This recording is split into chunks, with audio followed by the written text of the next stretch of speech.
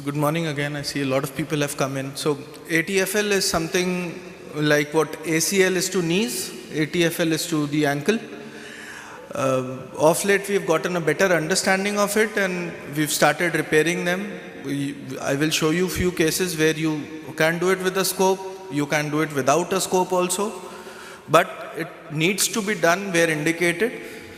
So I'll try to keep it case based so all of us can discuss and understand from each other. So I start my presentation with this, the Brostrom method of repairing the ATFL or the Brostrom-Gould modification, and then now what has come in as the internal brace augmentation. Repair of the ATFL. The Brostrom-Gould modification is when you pull the peroneal retinaculum over it and tie it over it to strengthen your ATFL. And then, of course, in athletes or in chronic ligamentous laxity patients, you tend to use an internal brace now. So this was a 34-year-old gentleman. He had an ankle sprain 1 year back. So this is very important. You don't rush in to operate these patients. You give them a good 6 months of physiotherapy, rehab, and even then when they don't recover, you go in for a surgery. Now what he has is pain and instability in the ankle. He has tried physiotherapy, he has tried medicines, and he has come with an MRI. So the MRI shows the near complete tear of the ATFL. What we saw was there was tenderness at the ATFL and the anterolateral ankle joint. There was no tenderness at the CFL or the peroneal tendons or the syndesmosis. This is very important as these ligamentous laxity patients or ligament injury patients are generally not alone, and when they can develop into something called as a chronic ankle instability, where they either have a syndesmosis injury along with, or a deltoid injury, or a CFL injury, or even an OCD of the talus. The anterior drawer was painful, but it was positive, and the varus stress was also painful. So we had to decide if this patient has to undergo surgery or we can still continue with the rehab. So this was what was discussed in an international ankle consortium almost 12 years back, that if there is feeling of giveaway or instability and pain on activity for 1 year with a significant ankle sprain associated with an inflammatory response, at least one missed day of activity, then these cases are operative cases. So this is what I was talking about, the chronic ankle instability. It is a part of a huge spectrum where there is mechanical instability and functional instability leading to recurrent sprains. These recurrent sprains are the reason which cause the osteochondral defects in the talus or the tibia. They could be due to multiple things, one of course being repeated sprain, other being the degenerative changes, or in patients with high ligamentous laxity. We have to assess these patients completely before jumping in and going to just repair the ATFL. You have to see the intrinsic factors, I'll be talking about them. What is the range of motion, if there is any ankle impingement or not, if the ankle is unstable in any other direction, and you should rule out the peroneal pathology or the OCD always. So the intrinsic factors could be a hindfoot varus, a pes cavus, any pre-existing ankle injury, trauma to the bones, any generalized ligamentous laxity, or if there is a mechanical or a functional instability in the patient. You look at where the tenderness actually is. Is the tenderness over the ATFL? Is the tenderness over the CFL? Is the tenderness on the deep part of the talus, the deep medial component or the deep lateral component? That generally tends to refer to an OCD. So look at these x-rays. You can see something on the lateral x-ray. There's a bony spike here. This could be a cause of an impingement. On the anterior view, you can see an OCD. All these are very important before you jump in to reconstruct the ATFL. Then you do the stress views, the talus tilt stress view, where you see the talar tilting, the talar opening up the lateral side, and the anterior drawer stress test, where you see the whole ankle has subluxated anteriorly. This is just like the anterior drawer for the knee which you do. MRI is the gold standard. Where do you have to look for the ATFL? So this is how the MRI ATFL looks on. Look at this, the intact ATFL. You'll be able to see it properly. It takes a few times. Once you go there to the radiology department, look at the MRIs yourself, you'll be able to see them yourself.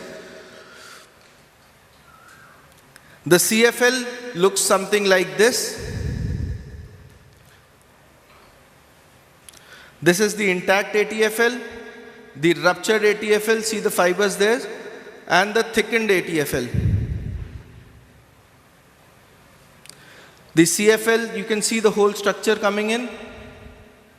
This is the torn CFL. This causing the anterolateral impingement. This you have to see for if there is some sinus tarsi blurring or sinus tarsi syndrome, or if there is an OCD, thickening of the peroneal tendons. You have to look at all this. So ATFL is a broad spectrum. You just don't have to go, you've seen the MRI report and you start treating that, okay, I will do an ATFL repair. You have to look at all these pathologies in total before deciding to operate on such patients. So as I began with, the Brostrom-Gould anatomical repair is the gold standard. Internal brace is not. Internal brace is only indicated for a very few number of people. The Brostrom-Gould method is still the gold standard. The Brostrom repair was a direct repair where the ATFL was a little shortened and sutured back to itself, and the Gould modification was where the extensor, inferior extensor retinaculum was pulled over it, like a pants over it, and repaired along with it to give it strength. Then this is the new thing that has come up, is the internal brace augmentation, which you need for athletes. It's like a seat belt. You have done your repair and then you are putting a seat belt that in case it gives way, the seat belt protects it. Or there is something called as a percutaneous reconstructions, which we do. I will just show you ahead. So in this case, the ankle arthroscopy was done. So mind you, if you are doing such cases, it is, and arthroscopy is still the gold standard before you start operating on the ATFL. You do the scopy, you look at the joint, sometimes even MRI misses things until you see them. There was one case we did recently where we tend to miss the syndesmosis because she had a severe medial ankle instability, and we had to do deltoid and ATFL, but when we put in the scope, we saw the syndesmosis opening up. So it's always better before you start doing these cases, you put in the scope, look at the joint fully, and then you go in to do your ATFL. In this case, the anterior gutter was cleaned, the anterolateral gutter was cleaned, and the percutaneous lateral ligament repair was done. Something like this, the setup which I just spoke about.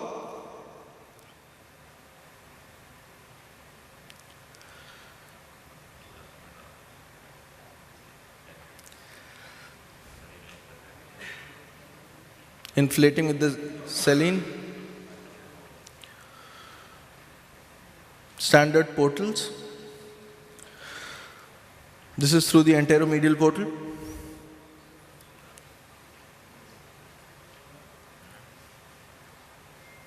The working anterolateral portal was made. The gutter was debrided. Where the ATFL attaches, it was all debrided. The free tissue was removed. Now these two suture anchors were passed into the fibular footprint of the ATFL. These fiber wires were taken out percutaneously, one by one under the skin. So this is how the fiber wires were taken out from the suture anchors.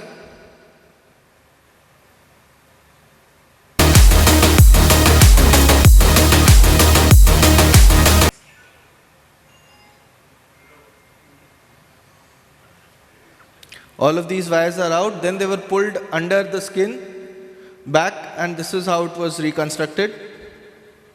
Sutured back to itself, stable. So this was how lax it was before the surgery, and this is how stable it was post the Brostrom repair.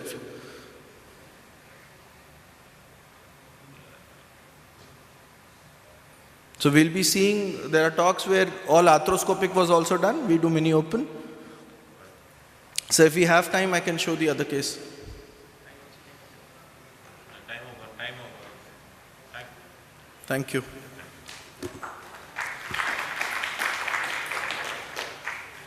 Any questions? Thank you so much, Dr. Singh, for your excellent presentation. So what is your threshold? Means like if the anti-drawer is positive.